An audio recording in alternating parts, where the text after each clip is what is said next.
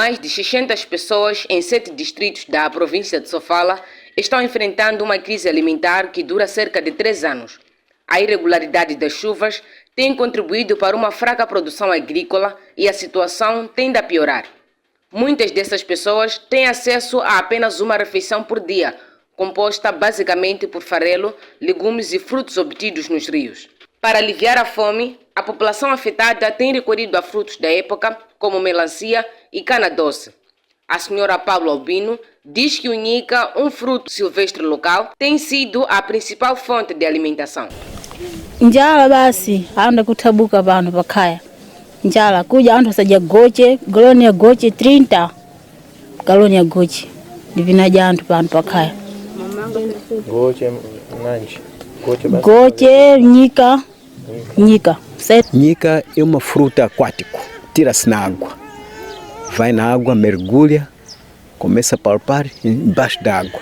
O nica tira-se muito longe, não é perto, muito longe. Daqui para onde se encontra a nica leva 3 a 4 dias. Um idoso para conseguir ir para voltar, não há maneira. Vai, volta, no caminho perde a vida. É a situação que nós tivemos. Agora, nica tem tempo, esse tempo já não há nica. Só a gente vai nos moagens. Quem pila ali nas moagens, porque tem um projeto, as pessoas compram farelo em quantidade para ir vender. Já não sai aquele farelo. Retiramos mesmo nas moagens, não pode vender para aqueles que vão dar animais. Prefiro vender para as pessoas. É a situação que nós tivemos. O farelo serve para a família agora. O líder comunitário, Régulo Sacadúqua, do distrito de Caia, afirma que essa crise é um fenômeno sem precedentes nos últimos 30 anos. Do distrito de Caia, muita fome. Já tivemos 2 anos sem chuva, é por isso que a fome cresceu a fome. Os moradores deste distrito têm se deslocado para as terras baixas nas margens do rio Zambeze na esperança de produzir alimentos. Alguns desses cultivos poderão ser consumidos ainda este mês, mas a elevação do nível das águas do rio Zambeze representa uma ameaça à população. Para 20 a 30 já temos milho, mas indo assim o rio Zambeze está ameaçando. Algumas machambas estão a ir embora com a cheia de Zambeze. Para as machambas que estão altas, pelo menos. Em resposta à seca antecipada, o INGD está treinando famílias camponesas em técnicas melhoradas para o cultivo de produtos alimentares. No entanto, para uma resposta imediata à crise em Sofala, cerca de 200 mil pessoas estão sendo assistidas entre as 624 mil que necessitam de ajuda. Este número de 624 mil provavelmente já ultrapassamos, porque os cenários da época chuvosa nos contradiz, porque houve ainda muita escassez de chuva, principalmente na primeira fase da época chuvosa. Este número já está acima da sua expectativa, mas acreditamos que vamos trabalhar em parceria com os diferentes parceiros para intervir. Foi orientada nas sessões do governo do nível provincial para uma intervenção coletiva com os diferentes parceiros, daí que já para o mês de março vamos iniciar uma reunião conjunta com todos os parceiros para poder garantir uma intervenção e trabalharmos em bloco para resolver taxativamente dos problemas que estamos a ter e que nos apoquentam. Nos últimos dias tem chovido em Caia, o que pode aumentar o risco de doenças devido ao consumo de água imprópria. Em resposta a essa situação, o INGD está distribuindo certeza para a purificação da água. O Instituto Nacional de Meteorologia prevê a ocorrência de chuvas intensas, acompanhadas de trovoadas severas nos próximos 2 dias, resultante do ciclone tropical Jude, que entrou na parte continental de Moçambique na madrugada desta segunda-feira. Segundo o meteorologista Manuel Francisco, este fenômeno já está a ter um impacto negativo na província de Nampula, onde alguns distritos costeiros, incluindo a capital provincial, estão debaixo de chuva intensa e ventos. As linhas aéreas de Moçambique, por exemplo, cancelaram esta segunda-feira os voos para as cidades de Nampula e Nacala, na província de Nampula, e Pemba, em Cabo Delgado, devido ao fenômeno. A tempestade tropical severa Jude, ontem, ela evoluiu e entrou pelo distrito de Mossoril, como já ciclone tropical, com ventos que estavam a rondar entre 140 a 195 km por hora. Ele, ao entrar no continente, reduziu a sua intensidade, voltou para estágio de tempestade tropical severa, Jude, e vai continuar nos próximos 2 dias a rondar entre moderada a severa. vai fazer uma curva quase no Lago Niassa, para poder regressar para o mar, saindo da província da Zambésia. Nestes dois dias, nós esperamos que os ventos continuem fortes. Estamos a falar de em torno de 140 a 150 km por hora. E vai dar muita chuva para essa região. Estamos a falar de Cabo Delgado, Nampula, alguma parte da província de Niassa, alguns nos distritos da zona sul de Niassa, também alguns distritos sul de Tete. E ao sair pela província da Zambésia também vai sair com muita precipitação, muito vento e muita trovoada. Já temos inundações e erosões naquela região toda de Nampula, alguns pontos de Nampula, não é? Porque a chuva é intensa e como a quantidade de chuva cai em um curto espaço de tempo, o solo não consegue absorver essa quantidade de chuva, então cria muita erosão e vai criar muitas inundações para essa região. E na zona centro, o fenômeno poderá influenciar no estado de tempo em algumas regiões, revela a fonte. Da zona centro ele vai fazer da Zambésia, Tete e alguns pontos da zona norte de Manica também vão ser afetados por esta tempestade, ao fazer a sua saída pela província da Zambésia. De acordo com o Instituto Nacional de Gestão de Risco e Redução de Desastres, cerca de 350 mil pessoas estão em risco de serem afetadas pelo ciclone tropical Jude nas províncias de Nampula, Cabo Delgado e Zambésia. Deste número, o INGD tem apenas capacidade para assistir 65 mil pessoas. A Associação dos Profissionais de Saúde Unidos e Solidários de Moçambique alerta para uma possível retoma da greve a nível nacional nos próximos dias, caso as reivindicações da classe não sejam atendidas pelo governo até os finais do mês em curso. Entre as reclamações da classe, destaca-se a escassez de material médico, medicamentos e infraestruturas inadequadas que têm gerado um impacto negativo na qualidade dos cuidados de saúde prestados à população. Segundo o presidente dos profissionais de saúde, Anselmo Muchave, o aviso tem como objetivo pressionar o governo a cumprir com os acordos firmados em junho e agosto de 2023.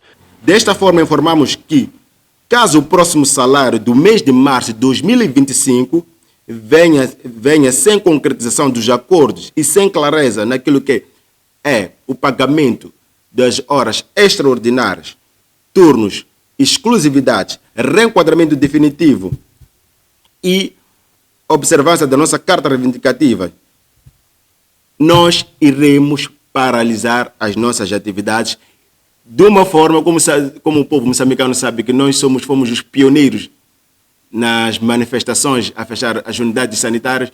Sempre temos novas estratégias de piorar cada vez mais aquilo que é o funcionamento das unidades sanitárias. Anselmo Muchave destacou que, apesar do compromisso assumido pelo governo para melhorar as condições nas unidades sanitárias, a realidade é que a situação se deteriorou ainda mais nos últimos tempos. Passam sensivelmente 2 anos que, de viva voz, dissemos que as nossas unidades sanitárias se ressentem gravemente da falta de material médico cirúrgico, hospitalares e medicamentos e a falta de motivação para todos os profissionais de saúde. O governo assumiu o compromisso de reverter esta situação. Infelizmente, as nossas unidades sanitárias estão cada vez mais piores. Assistimos há dias à falta de medicamento no Hospital Central de Maputo, que no início do diálogo, parece que o diálogo foi a razão para piorar os cuidados de saúde da nossa população. Continuaram a falar dos medicamentos para tratar doenças mais comuns. Os pacientes continuam sacrificando os seus valores a comprar nas farmácias privadas, laboratórios sem reagentes, raio-x sem chapa para impressão. Muchave manifestou ainda a sua preocupação pelas mortes de profissionais de saúde no decurso das manifestações pós-eleitoral no país. Senhores governantes, estamos a sofrer maus tratos pela população. Nos filmam alegando que nós é que não queremos disponibilizar medicamentos e materiais dentro das unidades sanitárias. O transporte para os profissionais de saúde, principalmente no período das manifestações, porque a única associação que não esteve a manifestar no período pós-eleitoral foi a APSUSME, que é a Associação dos Profissionais de Saúde Unidos e Solidários. Tivemos até morte dos colegas a saírem dos hospitais, mas o governo não diz nada acerca disso. O presidente dos profissionais de saúde apelou ao governo para que crie condições de segurança, de modo a salvaguardar a vida da classe durante os protestos. O presidente da República, Daniel Chapo, exige um combate cerrado contra a imigração ilegal nas fronteiras nacionais, porque, segundo ele, esta prática propicia o crime organizado que vai desde os rápidos branqueamento de capitais até o terrorismo. A exigência foi expressa esta segunda-feira em Maputo durante a cerimônia de imposição de insígnias a Zainadine João Danan, promovido recentemente à patente de comissário-chefe da migração. Neste sentido, o Sename, em coordenação com as Forças de Defesa e Segurança da República de Moçambique, deve prevenir a migração ilegal e toda a criminalidade a ela associada, controlando efetivamente quem entra e sai no nosso território nacional. Defendemos esta posição porque por detrás da migração ilegal se esconde um vasto leque de fenômenos criminais que perigam a nossa soberania, desestabilizam a economia e geram intranquilidade no seio do nosso povo moçambicano.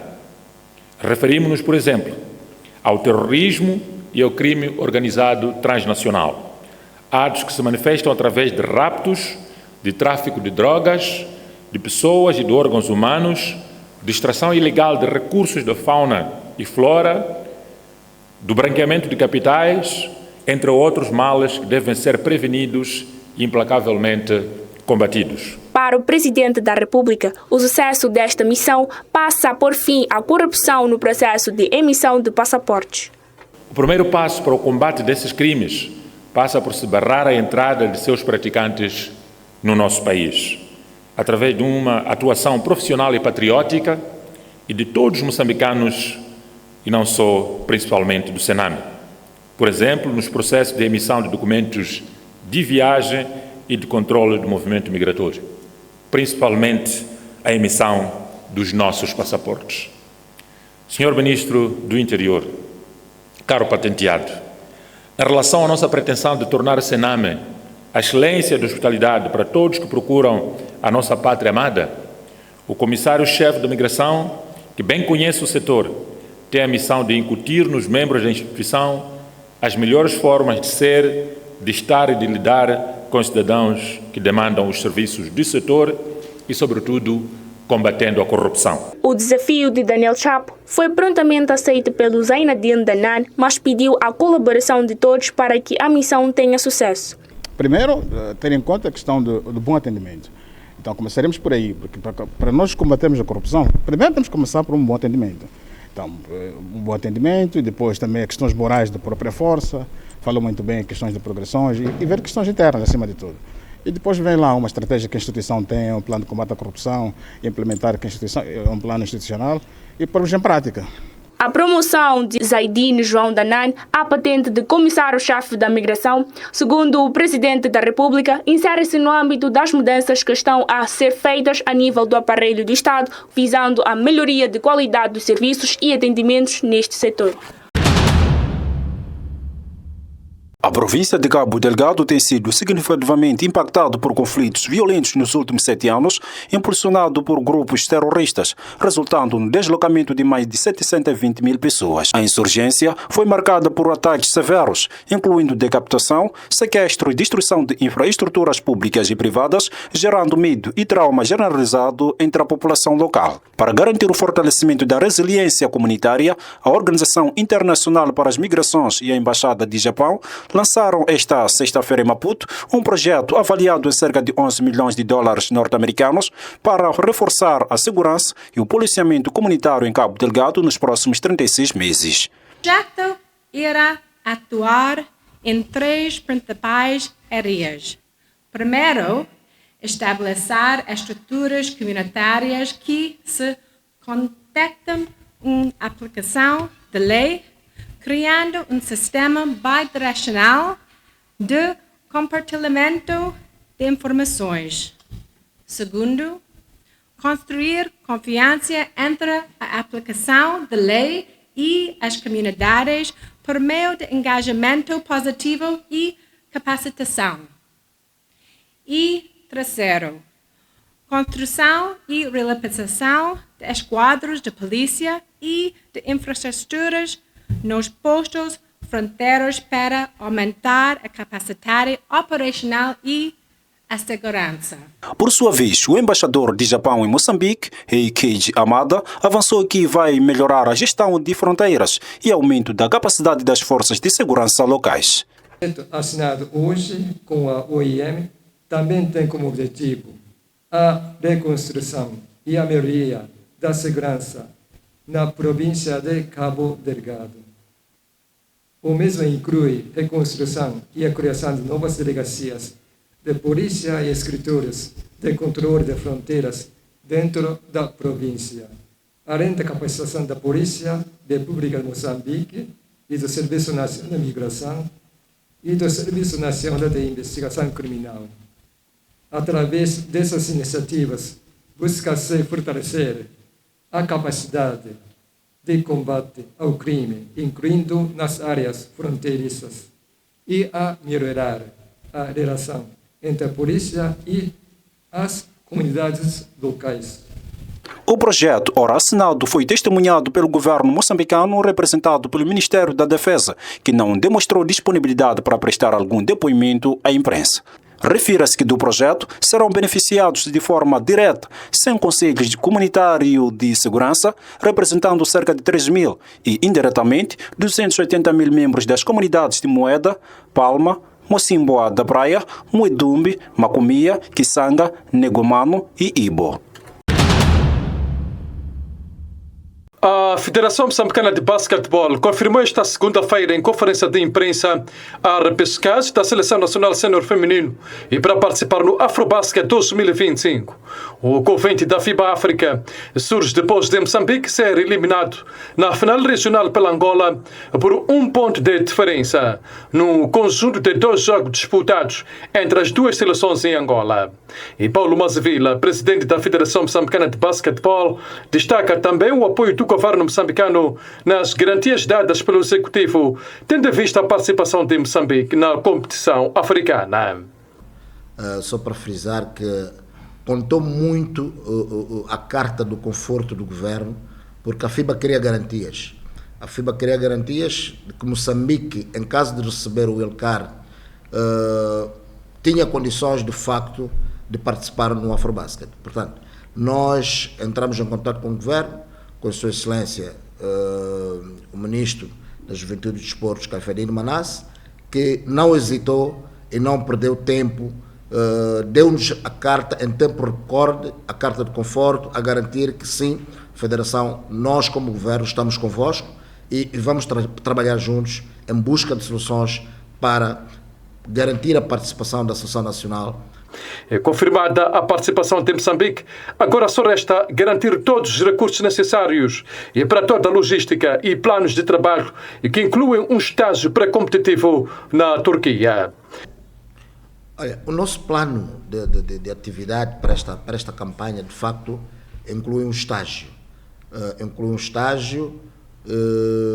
Estamos convictos que é possível, sim, por causa do tempo que nos foi dado o Wilcar, temos bastante tempo para procurar recursos e criar condições de haver estágio, porque esta é uma competição máxima do basquetebol africano e é importante que o estágio faça parte desta preparação, porque é lá onde vamos definir de facto tudo o que tem a ver com a Turquia. Turquia é o nosso ponto porque tem lá as academias e muitas equipes vão lá fazer o seu estágio e é possível fazer jogos na Turquia e consolidarmos aquilo que é o trabalho técnico da equipe. A 27ª edição do Afrobasket 2025 decorrerá de 25 de julho a 3 de agosto na Costa do Marfim.